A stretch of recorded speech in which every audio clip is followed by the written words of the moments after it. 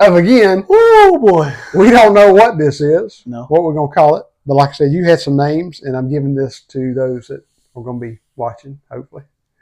And maybe they can maybe they can come up with a name for us or help us decide on the name. You come up with life lessons, generational talks, passing the torch, and the Legacy Chronicles. And of course, AI will generate a name for you, so you can go on there and kind of create something. And it's got like buzzing bites, current chatter. I like current chatter. Topical tidbits, breaking briefs, pulse points. And I guess what this is going to be is, a father and a son just talking about life.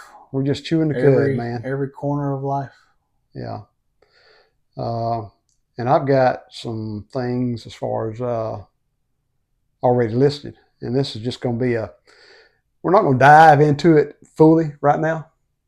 This is just going to be topics that we can just kind of touch on and give some people some ideas as far as what we're looking at doing, trying to do, and hopefully get some positive feedback on this and see. Positive, please. Yeah, positive. I don't want any negative feedback. If you got negative feedback, just don't leave it. Yeah. Just give a thumbs up or thumbs down, you know, be good enough. But anyway, so I've got some topic points, and what I'm going to do is I'm just going to throw some words out there to you.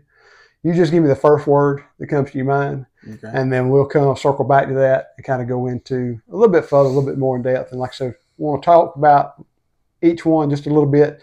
If it's something that develops, then maybe we can go back and do a more in-depth talk about some of this and some other things. All right, you ready? I'm ready. All right. Don't think too hard on this now. Okay.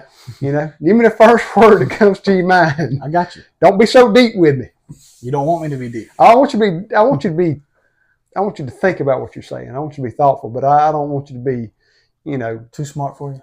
Yeah. I am smarter than a fifth grader. Yeah. Okay. All right. You ready? Yeah. Politics. Divisive. Religion. Christianity. Family. Important. Health. Vital. Sports. Bulldogs. Okay. Music. Elvis. I was going to say, come on, Heartbreak Hotel. Elvis. Yeah. All right. Let's circle back. Okay. And politics is obviously a huge one. And we can go down a long laundry list of things we can talk about. We can get on a soapbox with it. Mm-hmm. But currently the events are, we're in the election year. But most recently, what's today's date? July 14th. Yeah. 2024. Yeah. So we're day after the rally that Trump was shot, and of course, as a result of that, attempt. Yeah, and as a result of that, there was another person that was killed and another person or several that were injured. You said divisive, and I call politics and we said this yesterday. I'm going to go ahead and lay it out there. Go ahead. This is almost a repeat and repeat. Yeah. Not quite, because you changed up some of your answers there on this. Yeah. But we tried to film this yesterday prior to the assassination on Trump. Yeah. This was yesterday morning. And anyway, it was we got about 45 minutes into, and we spent a lot of time talking about politics. If you don't notice, we ain't got a budget. We're recording this. This is produced and edited, and we ended up running out of storage yesterday, so it cut off. So we're re-recording today. So this is our first official episode. We hope we don't have any more kinks.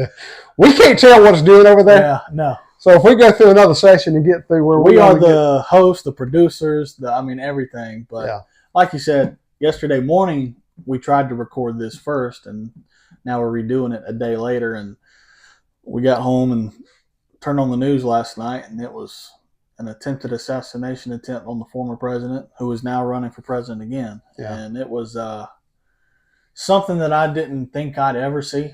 It's been 40 years since we've seen something like that, when it was Ronald Reagan got shot. So it took me, I was in shock when I saw it. At first, Jordan, my fiance, her phone was blowing up about it. And you don't know what to believe nowadays, so I turned on the news to just see what was going on. And sure enough, it was real. Yeah. It was real. And it was, it was one of those moments where I was kind of just in shock, speechless, and sad. It really brought me down, really kind of made me sad looking at it. Whether, no matter what side of the aisle you're on, because just being transparent, I think we're going to be transparent on this thing. I don't really care for either guy that's running this year, Biden or Trump. I don't think they're the two best options we could have come up with, but they are the nominees, and Trump is the Republican nominee. And again, no matter what side of the aisle you come on, you fall under, you don't ever want to see that. And that was just, it's one of those days, I think that, I think I told you earlier, I'll remember where I was now for the rest of my life when Donald Trump was shot. Yeah. Uh, it's sad that we live in such a time. This discussion is more of a common sense type discussion. Yeah. As far as what we're having with these topics and all. It's not where we've done a lot of research. I mean, really, this is unscripted, other than some bullet points with the topics we're going to talk about. But I mean, what do you do to fix this? Well, like anything else, like in a business, if things are going bad, well, doo-doo runs downhill, So it's got to start at the top. They got to fix what's up here. And as far as the politics system within the United States, your descriptive word is divisive, which is very true. I mean, you've got different party lines, very clearly different party lines. But I call it a cancer. Yeah. And just simply because cancer is defined as a disease caused by an uncontrolled division, divisive division. And that's what we got. We got an uncontrolled division. We don't have anybody really in charge. They're taking charge of things and saying, hey, we want to focus on this and not on this. Now it's more of a pissing contest between, the parties or the candidates. I mean, you go back to the 2020 elections and the debates when you had initially at the beginning where all of them were on stage, before the numbers kind of dwindled down by the polls and all. But, they're not talking about the platform as far as what they believe in. They'll talk about a little bit of it, but the moderators have a hard time even keeping them in check. Yeah. It becomes like I said, a pissing contest between each other. And I think you and I agreed on this, and a lot of people don't agree with it. But, the Trump-Biden debate we just had a few weeks ago, things were a little different because they were able to cut the microphones off. Which they should be doing. I mean, the moderators need to keep control. They don't need to be, if they're not talking about the issue or the question, they need to be cut off, period. Instead of talking about their golf handicaps up there. Yeah, I mean, and that reminds me of, you don't know it because this is, well, I mean, you might. I mean, they were on the air up until 2013. It was a radio show out of Tulsa, Oklahoma, and there were two disc jockeys. Roy D. Mercer was a fictional character that they created. Brent Douglas and Phil Stone, and the fictional character they had. I mean, they would do call-in pranks all the time, and like one of them was, guy went to the store and bought some foam sealant, had to do with the dog. His mother's dog or his mother-in-law's dog. I can't remember which it was. But anyway, they were looking after the dog, and the foam sealant had squirted out everywhere, and the dog's over there licking on it. And it seals up the dog's mouth and nostrils, and he goes in and talking about how the dog died, And so he calls the hardware store wherever he got it from, and is complaining to them about it, and says, well, we can rectify this. I think, if we just get the dog stuffed with a taxidermist, my mother-in-law's going to be out of town for a little while longer, and I think we can fool her with that. But it's going to cost about $300, so somebody's got to pay up. And so he's enticing, he's antagonizing these people as far as trying to get a response out of them, and he does a good job of it. And eventually it gets to, and what I'm getting to as far as them on stage, it gets to where he goes, and they're not going to pay for it, but he goes like, well, how big a boy are you? Mm-hmm. Well, if I ain't going to get my money, I want to come down there and kick some butt, That's going to happen. Something's going to happen. Yeah. And that's the way they went on stage. It's like, well, how big a boy are you? Yeah. Well, we'll play golf, but you're going to have to carry your clubs. How big a boy are you? Yeah. So, we're not talking about the the things that need to be discussed, they get off topic, and it just goes into just a three-ring circus. You know, they're not talking about the issues that are going to matter to everyday citizens like you and me. And there's not really a unifying voice anymore out there. There's not somebody that can bring the country together. You know, when the assassination attempt happened yesterday, of course, everybody was talking about it. And I read something where somebody said, you know, I don't feel like we've been together as a country since September 12th, 2001. Yeah. I mean, that's probably the closest our country has been together. And since then, it's not felt that way, you know. And I wish it would take something other than a tragedy to bring us together like that. But, you know, I don't have the answers. You know, I don't know what it's going to take to unify us. But I know we wanted to address what happened yesterday because it was historical. And it's just one of those things that, like I said, I won't ever forget it. Yeah. Well, like you said, most times it takes a tragedy to pull people together, just like, you know, family. I mean, there's so many different personalities and family dynamics. You know, most time it takes a funeral to bring people together. That's and right. It's sad that it does that, you know, and it's been that way, gosh, probably forever. Oh, yeah. You know, but like you said, what's it going to take? Well, it takes starting at the top. Mm-hmm. People want someone that's going to set an example. Yeah. And you can't be up there spouting off stuff, different language or whatnot, you know, being so divisive and not talking about the things that matters to us, and expect somebody to respect that, you know, and it goes downhill. And then, you know, then you've got Congress. I mean, good Lord. I mean, you know, they're so divisive and all that. It's a power play altogether. It's anyway. all about power. It's all about who holds power. And I can say that firsthand. Well, I'll say this. There's no loyalty whatsoever to the parties. They want to claim there is, but it's not. It's whatever demographic or whatever your, not necessarily demographic, but whatever area that you're in, whether it's democratically predominant or Republican predominant, it's that's basically who they're looking at as far as trying to be the front runner on their party ticket. And so, you know, you've got on the more local level, state level, I saw firsthand back in the late 90s, early 2000, governor and lieutenant governor race here in Georgia. And now governor and lieutenant governor don't race on the same ticket like, you know, president, vice president. So you've got a sitting Democratic governor, a sitting Democratic lieutenant governor. And now Democrats were different back then. You know, I mean, you had true Southern gentlemen Democrats that were for the people, you know, for the working class, for the farmers, for the blue collar workers. Now everything is shifted. It's so far left and so far right, you know, and that's on both sides of the aisle. We're called to be balanced, you know, put the parties aside and forget about that, but they don't, because that's where the power lies. Yep. So, but anyway, getting back to lieutenant governor and governor situation in Georgia, you had the polls coming out, and the lieutenant governor was running strong in his race, Democrat, and knew he was, you know, going to be a repeat as far as on his seat. The governor was losing big time, and so they knew there was an incoming Republican governor that was going to be sitting.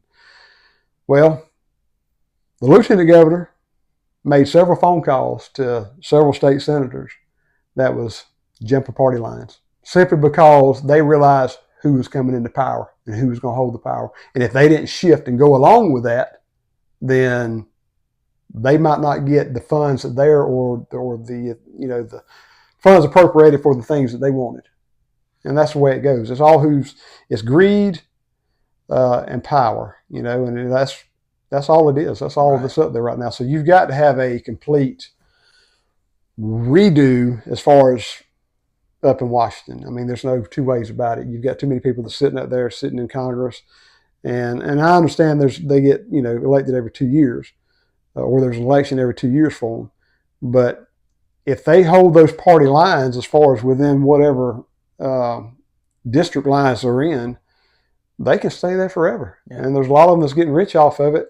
But what are they doing for the country other than still keeping things divisive? Yeah. Which is what you said. Well, we could divisive. Go down a rabbit hole talking about term limits and all these other things, you know. But it's certainly divisive, and I feel like we live we're in a boiling point right now, I think, in this country. I mean, it's just so heated on both sides. I mean, and it's not one side either. I mean, I know if you are strongly aligned with one side, you may think it's the other side, but somebody, I tend to lean more center right, than others. But I can see both sides. It's just, I mean, it's chaotic, and you don't have great leadership up there anymore that can bring them together. So, well, that's it. Like you said, the leadership and what the examples they set. And right now, it's just we're a joke. Yeah, we're a joke as a country. I'm glad that there was no more that got hurt yesterday than what there was. I mean, it's tragic that one lost their life, and that shouldn't have happened to begin with. And that's a whole other topic that you can go down as far as, the security there. I think, the Secret Service did a good job, like they said, as far as after the shootings or when the shooting occurred, as far as moving in like they did. But as far as being on, because we're both former law enforcement, I'm retired, you're still kind of part-time. But the years of my career, I mean, not only was I with executive security for 4 years and saw how things work, kind of like the Secret Service, but also when the vice president come down and did a lot of quail hunting, and I'm not talking about Kamala Harris. I'm not talking about Joe Biden. Dick Cheney is who you're talking about. Yeah, well, I didn't say Dick because Dick shot somebody when he was down here. That's national news. I mean, it ain't a secret, But anyway, he come down several times, to the plantations here, and just the security level it was at was almost like 9/11 type stuff. Yeah. And not only the federal side, but your state and local. And I mean, there was nobody getting close to that, And so you've got a former president that's, going to be the Republican candidate once they announce it at the National Convention. And who dropped the ball? Yeah. Because it got dropped. Oh, yeah. But anyway, whole other subject. But, what's it going to take? Like we said, it starts from the top. We've got to have better examples. But the biggest thing is, and it's Charlie Daniels said in his song, Simple Man, his lyrics are, well, you know what's wrong with the world today? People done gone and put the Bible away. Yeah. They're living by the law of the jungle and not the law of the land. That's right. So, a lot of things have to be changed as far as within the justice system too. Yeah. And that's just it's been problematic for years, and it seems to be getting progressively worse just simply because of the liberal ideologies about sentences and, as far as prison terms, death sentence and all this. I mean, if you got back and took care of business like you're supposed to with somebody committed a crime, you'd have a lot less of it. You've got to have something there that gets someone's attention and is a deterrent. Yeah. If you don't have a deterrent, I mean, you might as well be just living the wild, wild west. Mm-hmm. And that's basically what a lot of these cities are doing. Especially these big cities. Yeah. I mean, it's running rampant. A whole other topic that we can go down again, is these rabbit holes. Yeah. And like I said, you get on that soapbox and you can stay forever with it, and we may revisit that. I think it's something that definitely, needs to be talked about on a common sense level. I mean, come on, people. Yeah. Well, it's an election year, so we've got plenty of material I'm sure, in the next 4 months or so to talk about. So, and then even thereafter. True that. All right. So religion, you said Christianity. And we're both Christians, both followers of Jesus. We are. Well, I mean, that's another one of those things that kind of the term religion itself. I mean, we know what we are within that. Yeah. But the term religion itself is so political itself. I mean, you've got so many different denominations that follow different ideologies and rules and laws and all. I think that the Western church, and I say Western, talking about the United States, I think got a lot of it wrong, in the beginning. You can see some of the earlier preachings and teachings and stuff, but we're called to love people. That's what Jesus came for.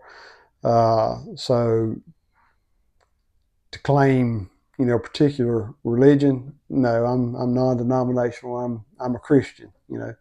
It's kind of like claiming, going back to politics, it's kind of like saying, oh, I'm Democratic or Republican. Well, no, I'm an American. Yeah. You know, first and foremost. Well, does that make me independent? No, it just makes me vote more for the person that has the moral ticket. Right. You know, I'm all about not voting specific party lines, and I have before. I've voted as far as you know, a split ticket where, you know, the better candidate was Democratic or the better candidate was a Republican. But we get so far away from that and think about the power held in it, you know, and kind of want to stick with that. And so going back, there's no loyalty to the parties. It's all about power. That's right. And there's politics within religion. There's politics within everything. Everything. You know? Law enforcement. We've both seen that. Oh, yeah.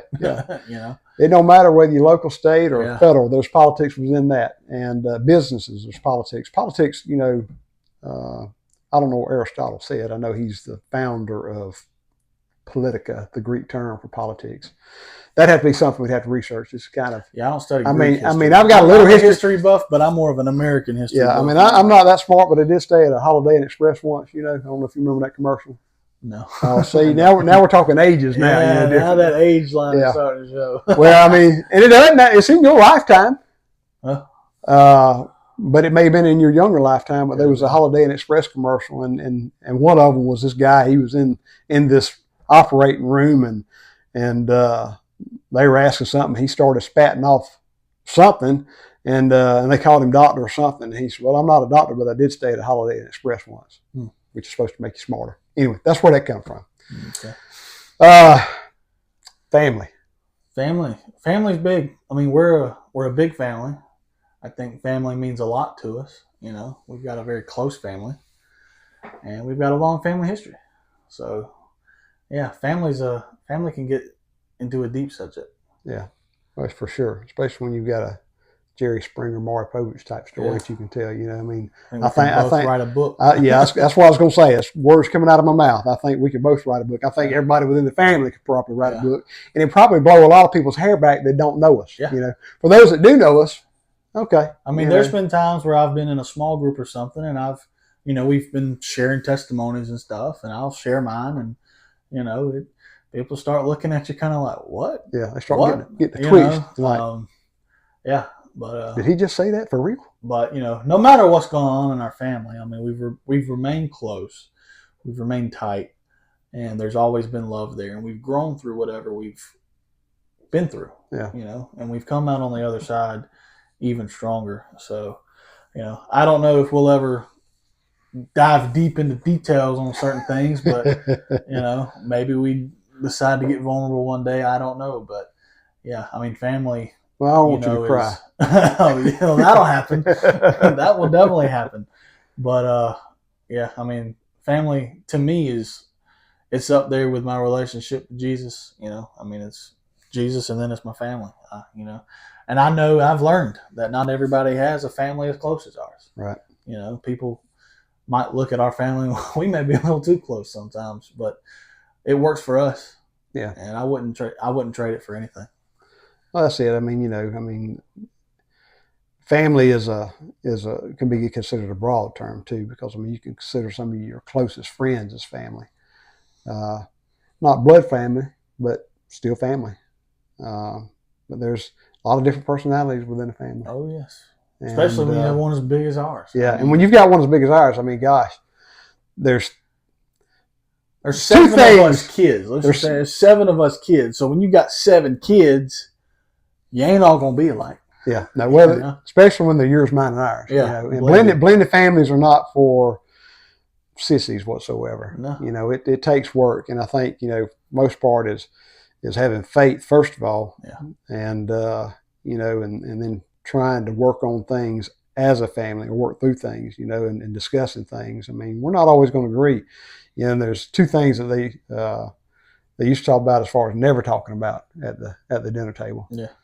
And that's politics and religion. And we're talking about those first 2 things there, Sammy Kershaw had that song, Politics, Religion, and Her. And her. Yeah, talking about an ex. Yeah, let's talk about that. Yeah, we're not bringing her up. Yeah. And we better not be bringing the other 2 up either. That's right.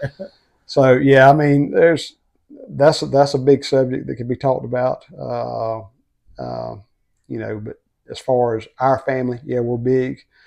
And we've got family members that have different views, politically. We've got some that are way far left. And then we've got some that are way far right. Yeah. And some of those that believe in conspiracy theories. And, who knows? Yeah. I don't know. One day we'll know, but it ain't probably going to be in this lifetime. That's right. As far as when the veil's torn away and we see everything. But the biggest thing is still love each other. That's it. You just got to learn how to agree to disagree sometimes and kind of let things go, because we're not always going to agree. Yeah. And people, especially family, will hurt you. And some of these topics now, it's easy to get your feelings hurt about it. And not to go all the way back to politics, our first thing, but I think that's something that, again, we've lost as a nation is you may disagree. I may not agree with you on any political issue, because I've got friends that are on the left. Yeah. I've got good friends that are on the left. I've got good friends that are on the right. But no matter what we disagree on, we still love each other. Yeah. We still, have a great time. We try not to talk about all those things because it can cause problems. It can. And you're talking about, as far as the politics being in the people, the family, being way out here on two different spectrums, we're called to be balanced. Mm-hmm. God calls us to be balanced on everything anyway. So yeah, I think you can go way too far out here and way too far out here. And it's not that we can't agree on some things within here. You just don't take it to extremes and hurt someone's feeling because you believe different than they believe. We're all human. Ain't none of us perfect, and so why act? And life is too short. Yeah. Life is way too short. It is. We'll move on from that one. Health, you said. I said vital. Vital. Which it is. Health is very vital. I've always known you to be the health nut in the family. Just eat healthy. If that's what you want to call it. Yeah. Well, it's it's a term, but you've always been very healthy and lived a very healthy lifestyle for as long as I can remember. Right. Going to the gym. Growing up, we'd go on family walks, and you used to be able to run. You used to go on runs, and eating healthy, being involved in sports. And in the last probably, I'd say 4 or 5 years, I've really struggled, and my weight going up, going down, going back up, and now I'm working on keeping it down. Yeah, getting it down. So, we're both Herbalife distributors, which Herbalife has, the meal replacement stuff. It's got the loaded teas that have the herbal teas in it with the natural caffeine, the natural raw guarana. There's all kind of products out there that Herbalife has. But you started it not as a distributor, which we both are. Yeah. But you started as a plan for you to lose weight.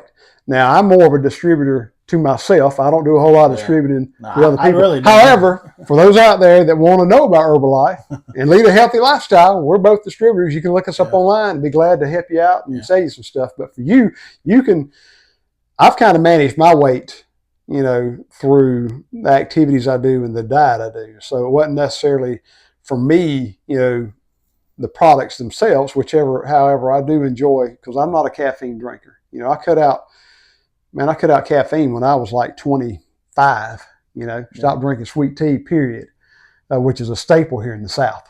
Yeah, but I cut it out. So I cut out all caffeine. But now with this product here, I can get some more of the natural instead of the processed stuff, which, what do you call processed or not? That's a whole different subject too. But again, it's, it's supposed to be more natural for you. So I enjoy the loaded teas, as far as giving me a little bit of boost. I'm getting my vitamins with it.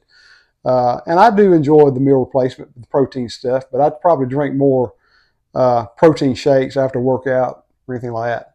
Now, I don't work out like I used to because priorities change and bodies change. Yeah. I hurt a lot more than I used to. Yeah. In fact, my back is, one of those things that I actually got prayed for today at church.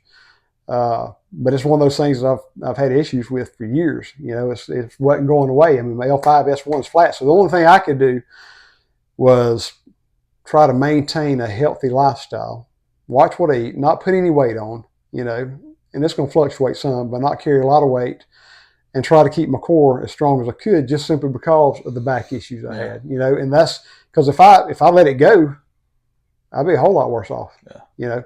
But you firsthand saw as far as what the weight loss can do for you. Yeah, I mean, I started out pushing 300. I mean, I was right there at it. I could see it. And I realized then I got to make a change. You know, I was living very unhealthy, and just the things I was eating, I wasn't active at all. You know, I mean, at the time, we mentioned earlier being law enforcement, I was sitting in a car for 12 hours, go home, sleep, and then repeat that process. And the stuff I was putting in my body sure wasn't helping. So I made a decision to just, you know, I've got to do something. So I got on Herbalife and started doing the meal replacement shakes. And within 4 months, which my body, I'm still young, I'm tall, so everybody's body is going to be different. But I lost, in about a 4-month period, 41 pounds.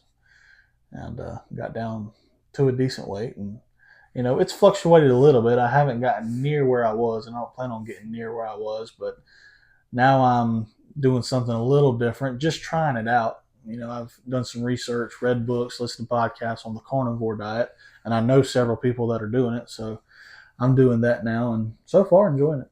Good. So. Well, you know, there's all kind of fad diets out there. Yeah. But you've got to find out what works for you. Yeah. The biggest thing is, though, I mean, it's a lifestyle. I mean, it's not something that I started and stopped simply because I like to be outside. I like to be doing things outdoors, and I want to be healthy enough to be able to enjoy that throughout my life, you know. And you got to recognize that you got to start somewhere, but you just can't stop, because if you stop, you're going back downhill. Mm-hmm. So you got to keep it going. So it actually, I mean, your health actually starts with your mental health. You got to get it right between the ears. Yep. You know, that's where it comes first. And we're not probably telling anybody anything that they don't already know. You know, we're kind of preaching to the choir. Yeah. If you don't get it right between the ears, you're not going to get it right. It's everybody thinks it's mostly physical, but at the end of the day, it's if you don't have that mental desire to make a change, you won't make a change. So that's another thing I had to learn. Yeah. And it took me a while to learn it, but yeah, I definitely had to make that change of if you want to be healthy and if you want to lose this weight, you've got to get it up here that you're going to do it, and you've got to stay strong doing it. And it's harder for some and it's easier for some. Well, like I said, it's, you know, your work and your other things that you've got going on in your life can be a big distraction as far as where you put your priorities. You know, you're taking care of all this over here, but you're not taking care of yourself. You got to take care of yourself before you take care of anybody else. You're yawning, like man, like I'm yawning. Come on now, hey, lunch, you know? Hey, do I need to go make your Herbalife tea? No, I can do it. I'm hey, good. We're promoting that a lot now, so I mean, I expect it. Plug it in there. Yeah, I'm plugging it in there. Yeah. You're not a sponsor yet, but hey, we will take a sponsor. Hey, we will take a sponsor. But anyway, yeah, I mean, it's, you know, it's just one of those things. It's a lifestyle. You just got to get it right between the ears and stay with it. I mean, I'm a huge sweet eater. Do I keep the stuff around? No, because I could eat a box of donuts by itself. You know, I could eat a whole cake in one sitting. Oh, yeah. You know, and I recognize that about myself. Right. And it's not that I don't enjoy that stuff on occasion. I just don't keep it around. Yeah. You know, you can't. That's another thing. If you're trying to get healthy and you're still buying potato chips and white bread and all this other junk that you're going to put in the body, you're going to eat it because it's in front of you. Well, and health food is not cheap. And I think, you know, the food industry itself, you know, recognizes as far as the processed stuff, how addicting some of that stuff can be. And then, so you're buying it, and they're making money. Yeah. But they don't make it easy for the person that wants to be healthy. No, they don't. All the healthy stuff, you know, is expensive. Yep. And that can go back to another whole different topic with inflation and the government and everything else. You know, I mean, somebody's got to get it right at some point. You know, you would hope. You would hope. Oh yeah, you would. We'll move on. Sports. You said Bulldogs. Yesterday, I don't even know what you said, but it was one of those. I think competitiveness or something like that is what I initially said. That is what you said. But I got too deep for you, so I gave you the shallow answer this time. It's not a shallow answer. I mean, it's more specific about what you're passionate about. But, yeah, you were thinking too deep. I'm trying to draw out the Medea side, you know. Yeah, here we go. And here we go. I'm exploiting you, I know. Yeah. A little off topic real quick, but for those of you that don't really know Hunter, I mean, he's missed his calling. I've told him that his whole life because he can do voices and imitations that that are spot on. I mean, we are according to y'all. I mean, I don't hear it, but y'all, well, I do it just out of fun. But you need to record it and hear it because here's the thing. Yeah. I don't think I sound like I do when I hear myself recorded either. Yeah, well, nobody does. No. Well, I mean, but I really don't hear our accent. Yeah. And I'm getting off topic. I'm going down that rabbit hole again. Yeah.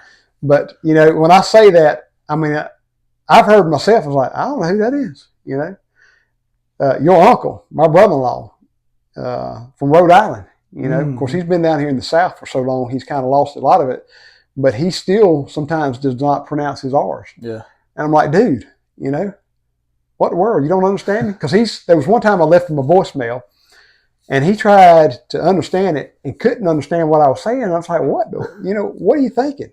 And he had to get his wife, Christy, who is a Georgia Southerner, to try to interpret. And I guess my Southern drawl was so drawn out. Yeah. She had a hard time understanding it. Yeah, I don't think we hear our accent. No, we don't. I tell people all the time when we've traveled and somebody, well, let me just hear you talk. Yeah. Well, I sound just like you. Well, I don't think I have a very thick accent, but I've done some traveling, and you go somewhere like, where are you from? I was like, Georgia. Oh yeah, we can tell. Well, sometimes I say Texas. No, Alabama. Come on now you insult me. We're from Georgia. Yeah. But dude, I sound just like you. And I told Kevin, I said, man, I sound just like you, other than I can pronounce my R's. Yeah.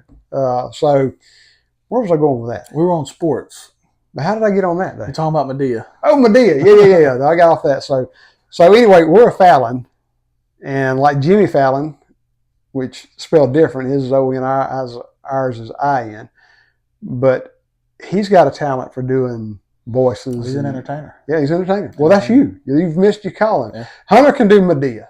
He can do Trump. But I can't just do Medea. And I've told y'all this before, too. Oh, I have to get... No, I really can't. Like, I see. We're going to draw it out. I can't pull the voice. I can't just sit here and do a Medea voice. Like, I have to be really fired up, going, and something in my throat catches, and then...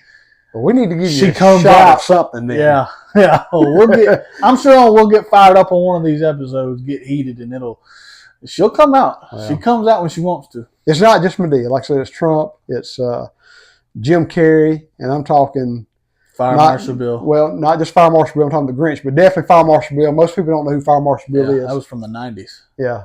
In Living Color was a program, almost like it was a knockoff of Saturday Night Live, and it was funny. I mean, I'm surprised in Living Color. I guess Saturday Night Live was just so big. But, I've gone back and watched In Living Color. Man, they were funny. Well, you got a lot of people that got to start there. I mean, Jim Carrey got to start there, doing Fire Marshal Bill and other characters. Jennifer Lopez got her start there, was a dancer. Yeah. The Wayman brothers, who were, really instrumental with all of that as far as In Living Color. They went big with it. So, but anyway, Hunter can do that stuff. And I was hoping to pull out Medea or Fire Marshal Bill or Trump, or who else can you do? I don't know. I mean, I can do. Oh, I can do some accents. You can do an Indian accent. I can do British. Yeah, I don't know. I just growing up, when I would watch movies and TVs, I just imitate. And I got a kick out of imitating people, and have always done it. So. Well, we're gonna try to get you to, if not Hollywood, we're gonna try to get you to New York, man. Okay. This is gonna get you on Saturday Night Live. All right. Well, hey, Saturday Night Live, we need to be on Jimmy Fallon's show. So, I'd be very, very thankful. We need to be on the night show with Jimmy Fallon because we are cousins. I mean, we're down that line, but I'm sure cousins. That branch on that tree goes somewhere. Yeah, well, he's still a Fallon. Yeah. Call it what you want. Yeah. Just spelled different. All right, we were talking about sports. Sports, yeah. Get back to it. You said Bulldogs. Yes. So I was hoping you'd say something like that. Because we're both diehard Bulldog fans. Yeah. SEC specifically football. I've told you I probably, as far as watching sports, am more into it than you are, because I could sit down and watch a Braves game on any day of the week. I'll sit down and not just watch the Bulldogs. I'll watch college football from kickoff at noon till I go to bed that night. I'll watch NFL football, and shoot, we got the Olympics starting up like in a week or two. I'll probably watch a lot of that just because of the competitiveness of it. And, sports are just fun to watch to me. Yeah. Well, we're both competitive people. And, yeah, you watch a whole lot more than I do, where I want to be playing it, you know. I want to be playing it, yeah. I think I'm age limited out on some of that stuff, but as far as for me, I like being outside. I like being active with the sports. Yeah. I like doing it, whatever it is. I'm not a great golfer, but do I like to go out and hit the ball? Yeah, absolutely. And I'm a fair weather golfer. I'm not going out today when the heat index is like 110, sucks the breath out of you. I'm more of a, early spring, fall, mild winter type guy. Want to be comfortable. Yeah, very much so. We're not professionals. We're not going out there to win money. We want to go out there and have some fun. I could have been in my mind, but that's just in my mind. Yeah. I think that's in a lot of dads' minds, or parents' minds these days, especially with kids coming up. Sometimes if they don't make it, they kind of live vicariously through the kids and want to see them make it. But I look at the way things have progressed and, the tools that are out there to these kids these days. So it's just crazy. Yeah, it's insane. The training and, the camps and whatnot. I'm sure there was some out there, but most of what we had was summer ball, which was what we call post ball as far as baseball. Football was just too hot in the pads and all that during the summer, unless you were there for the just that 2-week training during summer. But it's I can't handle the heat now, so it's definitely. Well, we live in an area of the country too where it's just hot. It is. Right now, like you said, we're in well over triple digits with the heat index, and I remember playing football. I played 2 years school ball, so we had those summer practices. And you're out there in pads in Southwest Georgia in July, August, and you wonder what you're doing. Like, why am I even here, man? I've told you before too. I now have a passion for sports. I just love sports now, and I wish I had that passion 15 years ago when I was playing school sports and other sports. And I didn't have it then. I didn't have that mentality then. But yeah, for sure, getting out there in that heat. You already don't necessarily want to be there. I'm here because my dad told me I got to be here. So and then that heat just was, man, it's brutal. So, them guys that are out there now is like, I feel you. It's hot. Yeah. But well, some of them that are out there that have that passion then, they're one of those that think they're going to make it big, and they're talented. They might go to the next level, but there's a whole different level than that, Yeah. I had a guy tell me one time that did play professional ball, and he said, when you're playing high school ball, the difference is as far as the hits between high school and professional. He said, in high school, you might get hit one time during the game that kind of rings your bell. You go to the next level in college, and you might get hit once a series, that gets your attention. But when you get to the next level in professional, every hit hurts, Yeah, well, they are professionals. So that's what they do. Big progression there. But yeah, for these young kids that are out there, I'm not a dream killer. Go for it. At least it gives you something to do, even if you don't make it to that. That's right. It's keeping you active and out of trouble for the most part. Now there are still some of them that find trouble. Yeah. But for the most part, if you can be, it gives them some sort of discipline. In something, it's going to be healthy one way or the other. Yeah, for sure. So the Bulldogs. I'm ready. Yeah, we are 48 days, I think, away now from kickoff at noon against Clemson in Atlanta in the Mercedes-Benz Stadium. Boy, I can't wait, man! I'm just ready for it to get here. Preseason poll hasn't come out. The AP poll, it comes out mid-August, probably around August 12th. Curious to see where we land. One or two, and we're going to be one or two. There's no way around it. There's us and Ohio State. And then everybody else is going to be after that. Well, we got a tough schedule coming up. We do. We got to play Clemson very first thing. We're at Alabama, at Texas, at Ole Miss. We still got Tennessee. Florida, I'm not too worried about. But yeah, we got a tough schedule. Expanded playoff this year, 12-team playoff, which I like. No more divisions in the conference. So we're not playing some of the teams we're used to playing. We're not playing Missouri. I don't think we're playing South Carolina this year. which is going to be odd. I've glanced at the schedule. I hadn't really looked at it too close to see as far as where everything lines up at. I know, like I said, play in Texas. I mean, out there in Texas. Yeah. I mean, that's love to go to that. I think that'd be cool.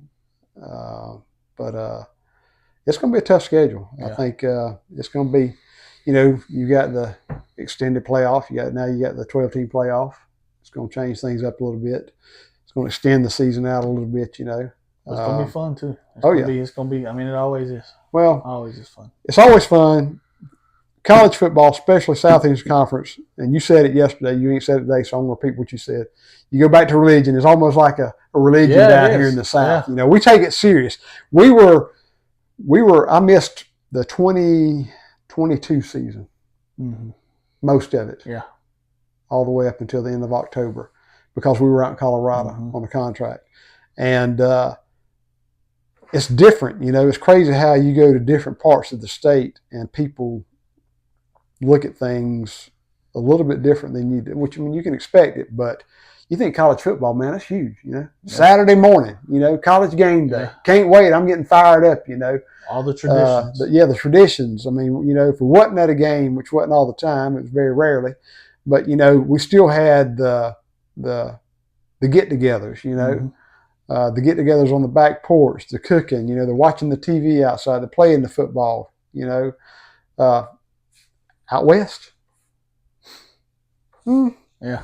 They're out doing something else on a Saturday. Yeah. It's not college football. Bless their heart. Yeah, bless their heart. But they are NFL fans. Yeah, and different parts of the country. I mean, it seems like it's almost split NFL college. Yeah. Which I enjoy both. But down here, it's mostly college. And, some of my fondest memories growing up are those Saturdays where we had neighbors and friends over grilling out. Y'all would have the game on the back porch on the TV, and I'd be out, throwing the ball. And we have Georgia Bulldog Boogie on the radio. Yes, absolutely. Or Larry Munson back in the day on the radio, So, I mean, it's been part of my life. And now, I mean, that's, I tell my fiance Jordan, I'm like, look, you got this many days, and Saturdays are going to be pretty much booked up for the next few months, Well, I think she knows that because she's a college football fan. She's an Alabama fan. Unfortunately, she's just Alabama. I love you, but yeah. Yeah. We're not all nobody's perfect. Yeah. So. No, everybody's got the things. Some faults. Well, hopefully she can be, around us enough. Yeah. She might get converted a little bit, I don't see it happening. I mean, we've already lived with a house that was divided anyway. Yeah. You talk about as far as family, going back to family, different personalities, different influences on the lives and whatnot. Fans of different teams. Yeah. So we've had the Alabama fans. The Auburn fans. Auburn fans. I mean, they've all been misled in my opinion. But, and only maybe a couple of them were true to their team. The other were just kind of tag-alongs. Yeah. And they know who I'm talking about, but we still love you anyway. Yeah. But yeah. I mean, hopefully we'll have a positive influence on her. Yeah, we'll see. But I mean, Saturdays are an event in the fall here. I mean, it's like you said, it's getting up in the morning at 9:00, got college game day on, getting chips and dips and foods ready to go, and having people over and just having a good time and watching football, cheering for your team. To me, it's best time of the year. It's the build up of it creates excitement. It's the planning of it creates excitement, and all that's fun. And you think it's just going to die down when game day comes around. No, it hits another gear and takes off even more. That's right. And I got my, I never thought I'd be a superstitious person, but on game days, I have my outfits that I wear every Saturday. It's a visor and a Georgia polo and my Georgia tennis shoes. And the colors change from red to black to white, whether we're home or away, or if it's a really big game, I might wear black. I might do my own blackout, we'll see. But it's time for it to get here. They gonna make you cry this year? If they win it all. No, I think, I did cry when we won the 2021 national championship because we hadn't won it in my lifetime. And it had been since you were a kid when they won it, and I 10 years old. So passionate about it, and man, going through school, and all my friends saw their teams win. Alabama, Florida, FSU, Auburn, everybody I knew that was fans of other teams had seen their team win. And when it comes to the trash talk, I mean, you can't really argue with a national championship. He's like, well, you haven't won since 1980. And then, okay, well, you got me there. But now, back to back, 2021, 2022, and hopefully this year, 2024. Hopefully so. I was hoping for a three-peat. It didn't happen. That's a sensitive subject. Yeah. It should have. We shouldn't have lost to that other state over there. But yeah, it's. I'm excited. I'm ready for it. And I think when the season ends, you're already excited for the next season, whether or not you won, your division or the national championship. Win or lose, you're waiting on the next year. For me, I'd been waiting 40 years, and I ain't trying to tell my age, 40 plus, for a national championship. And I can remember, and you're talking about as far as a kid, a lot of times it wasn't necessarily behind the tube on the TV, sitting on the couch. We were listening to the radio. Right. Munson, who is, legendary talk show, legendary sports broadcaster, Greatest voice ever in college football, in my biased opinion. Yeah. And of course now,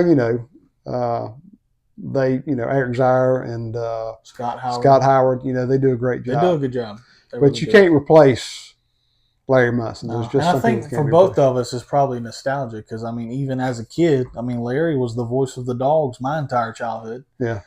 So like you said, back then, not every game was on a channel that maybe we had, so you had to rely on the radio. But there's sometimes where I kind of wish I could turn the TV off or mute the TV and have Larry's voice calling the game. Done that many times. Yeah. There'd be people in the stands that would have the old big headphones on. Now they've come back with old big radio headphones on and listen to Larry Munson, commentate the game.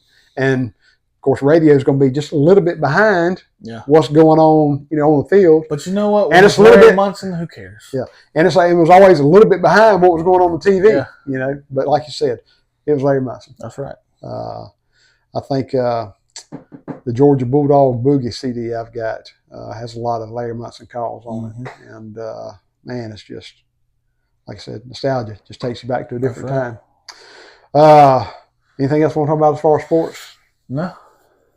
Music. What did you say? I said Elvis. Elvis. You said something totally different yesterday. That was one of those deep thoughts again. I said it was therapeutic, which it is. For me, it's therapeutic. Well, you listening to frequencies and... no, I don't do all that, man. All that other stuff? Is that what you're talking about? When therapeutic? You sit down and you listen to good music that you enjoy, and you just got the music going. It's just... It takes you away from whatever you got going on at that time, So what's your go-to genre? If I had to do three, if I had to just pick top three, definitely old country, and I'm talking prior to the year 2000, this millennium. That ain't old. Okay, well, I'll go even older, and I'll say at least 80s, That still ain't old. To you. You got to get before I was born before you consider it old, No. But with definitely older country, I could put Elvis in a genre of his own because, that's my guy. And then probably worship music, which I consider, anything from contemporary or old gospel, Southern gospel. I enjoy listening to that too. Right. I like a mix of that. So probably those are my top three, what I listen to on a regular basis. You've already said your artist, so I ain't going to ask that, Elvis, but a lot of people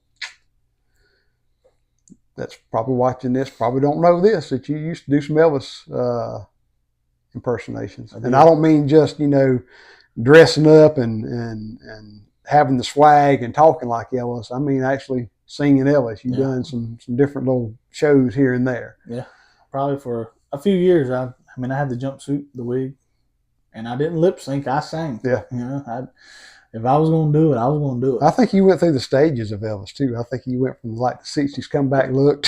When we talked about health earlier, putting on the weight, you got there at the end. Trust me, I heard those comments. Busting out of the starting to look like that late 1976 Elvis there, Yeah, but it was fun. I enjoyed it, and if I can fit back in the jumpsuit, I might do it again someday. Who knows? Because it was just fun for me. And, you and your dad, my pop, were big influences on me listening to Elvis. Because I remember finding in one of your cases, it was like Elvis's Greatest Love Songs CD. Mm-hmm. And you put that on for me one time, and I was hooked. I was hooked, I think, from about 8 years old. I was hooked on Elvis. Now, you was hooked before that, because Elvis had an old gospel CD that he had, album, and I got it on CD.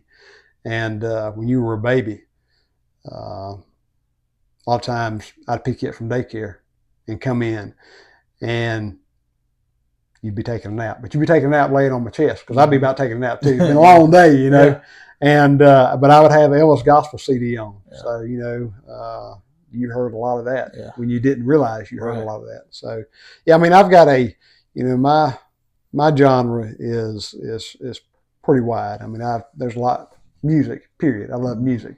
Now it's got to talk to me. It's got to be good, But I'm probably, as far as my genre now, is more contemporary Christian, and then country. Before, it was probably more country, old classic rock stuff from CCR, Allman Brothers Band, Leonard Skinner type stuff,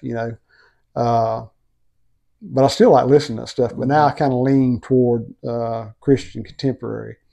But I can get, nowadays, I mean, the music is so different than what I was growing up with, And when I say it wasn't contemporary back then, it was more traditional stuff, hymnal stuff. Oh, yeah. And they sung it like that a lot of times. They made it sound better, but they still sung that. Yeah. Nowadays, I mean, your contemporary Christian can sound like, pop rock, rap, country.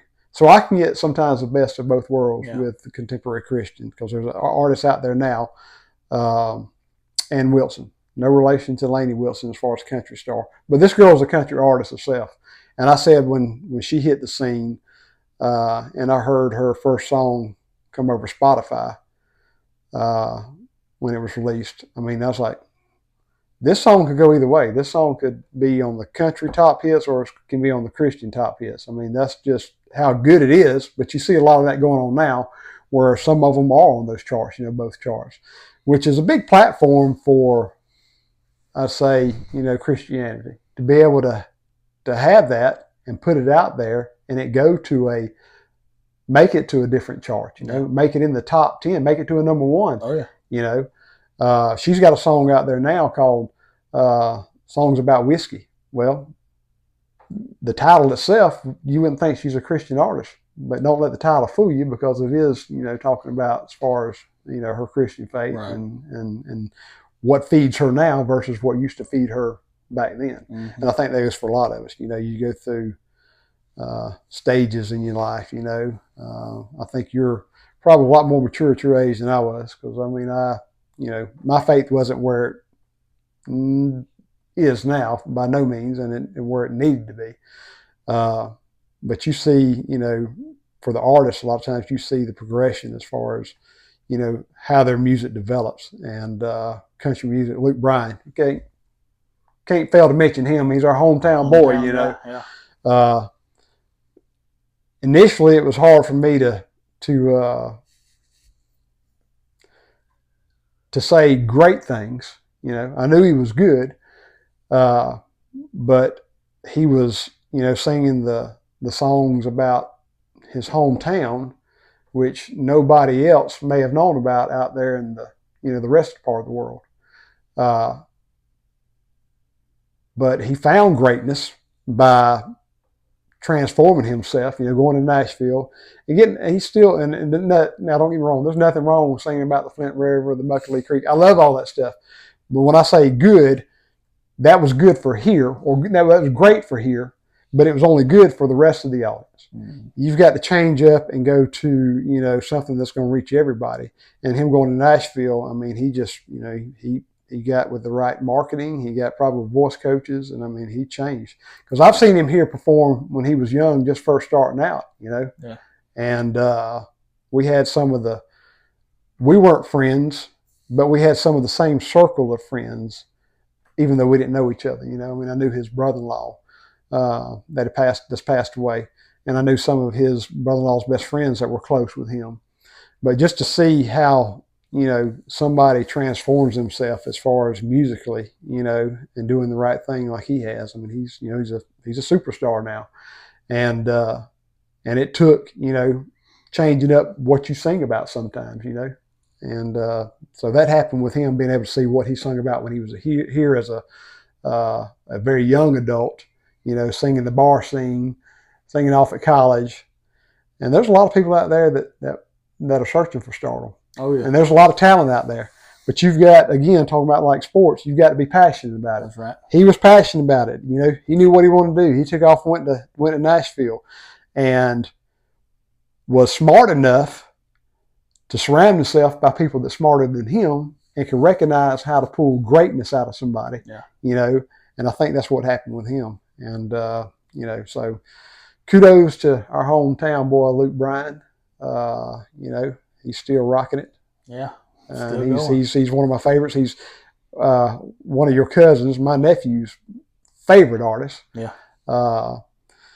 In fact, when he graduated, we would love to have taken him to a concert. That's one of the gifts we wanted to give him, but things didn't line up. I think Luke's going to be in Atlanta performing at, I think he's going to be at Truist Park, which I'd love to see him there. But I'd love to see him more on a smaller stage. Yeah. You know, when you go to a smaller venue, the sound quality is better. You're kind of a little bit more personal, you know. And I've been a bunch of different concerts, whether it's been, you know, the big sold out stadium type stuff, and it don't compare to like an amphitheater that's on a smaller venue. Yeah. But you know, Luke Bryan, Chris Stapleton, Keith Urban, some of my favorite. But then you go to the Christian side, and you know, you've got a wider range. You know, you've got artists like Danny Goki, Crowder, Ann Wilson, Lauren Daigle. I mean, you could just go down. I can go down a whole list of them. In fact, my list of, if you look at my playlist, I've got more playlists as Christian playlists than anything else. And I do a top 40 of things. And top 40 comes from Casey Kasem. You know who Casey Kasem is? Way back in the day. Okay, way back in the day when we had to actually turn on the radio to find out on a Saturday and Sunday, because they do a repeat on Sunday, who was going to be in the number one spot. You know, and that's nostalgia for me, kind of like nostalgia for you with Larry Munson and the Bulldogs, which is still nostalgia for me, that too. But it's, you know, those days there where you had to have the radio on, where you're outside playing ball or whatnot, listening to it on your boombox, or, you know, by a pool or whatever you're doing, going down the road. You know, you had to tune in. That's right. You had to tune in. Now it's at the fingertips. You know, you can get it this quick, which promotes a lot of people. So you've got a lot more talent that's being seen and coming on. It's hard to keep up with stuff. It is. You know, and I'm sure you could probably mention names now that you like that I might not even recognize right now, because I hadn't tuned into that lately, as far as, you know, on Spotify or Pandora, or whatever you listen to. I listen to a lot of the Bobby Bones show too, which is where I'll hear some of these newer artists coming up, because they do like to promote newer artists. But I think there's one guy now coming up on the country scene, Zach Top, and he just released his first full length album. And I'm not a big album guy. You know, I like songs, but I've never found myself sit down and just listen to somebody's full album before. But I listened to his whole album one day at work, and I mean, I listened to every song multiple times in a day and just loved every song. So Zach Top's another one. He's kind of bringing back too that. He reminds me a lot of Alan Jackson, honestly. He's bringing back that sound, which I love. Yeah, I'm a very traditional country guy, and, you know, I mean, probably could give a Mount Rushmore of like George Strait, George Jones, Keith Whitley, Merle Haggard would probably be my top country guys of all time. And you're older than I am. Fortunate enough to see two of them in concert. George Strait just recently, and George Jones back before he passed away. So, yeah, I mean, I've always had that love for that traditional country sound. But Zach Top is one that he's bringing it back. And there's more of them bringing it back, you know. Well, they're out there. I mean, there's artists like that have that sound, you know, and like everything else, like fashion, you know, things have come back full circle, you know. So, I mean, you'll see some of them coming back to that particular sound, you know, some of the older sound.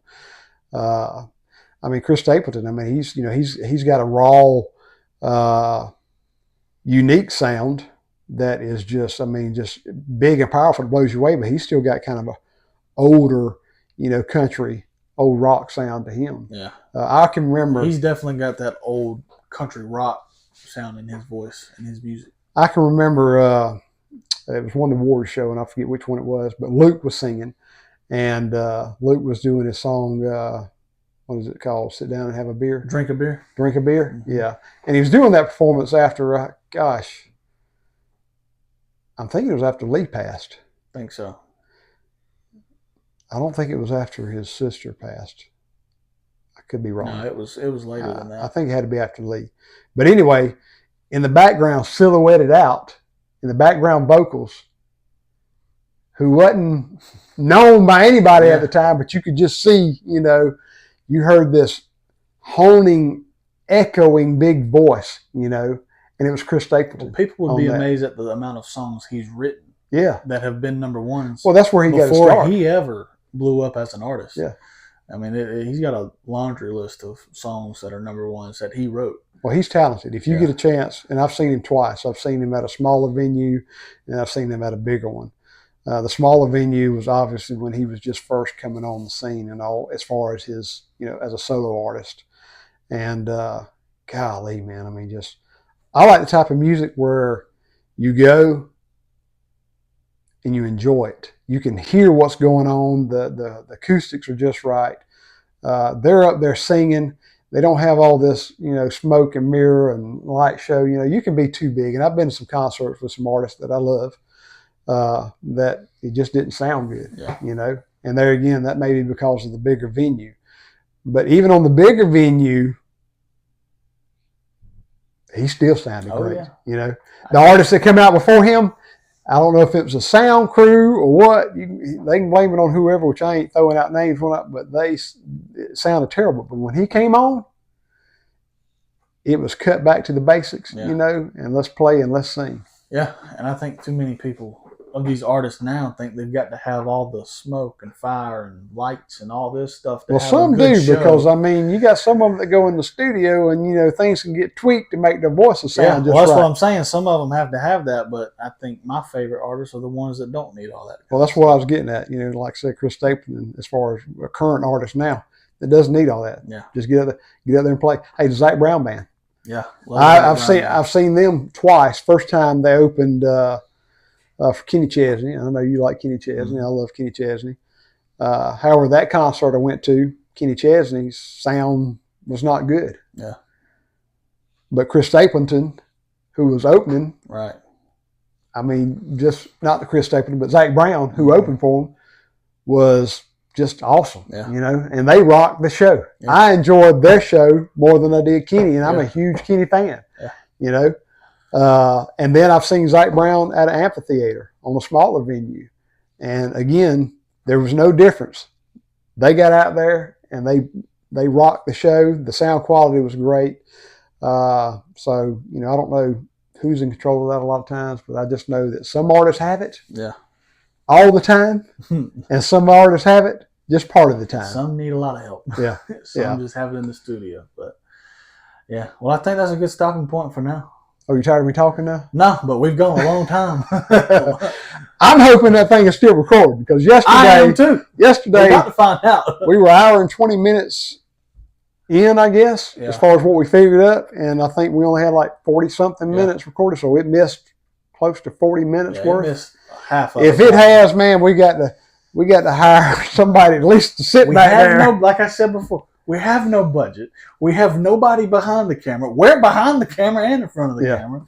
So we're figuring this thing out. But I think that was a good start. And we've got many, many, many more good conversations to come. I know there's one you want to talk about. I didn't bring that with me today. We'll have to talk about it later. Oh, yeah. We'll talk about that another time. But hey, listen. If you want to see Medea. You got to keep tuning in. Or Trump.